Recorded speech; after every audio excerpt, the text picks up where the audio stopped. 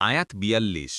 ইন্না ইবাদি লাইসা লাকা আলাইহিম সুলতানুন ইল্লা মান ইত্তাবাআকা মিনাল গাওয়িন।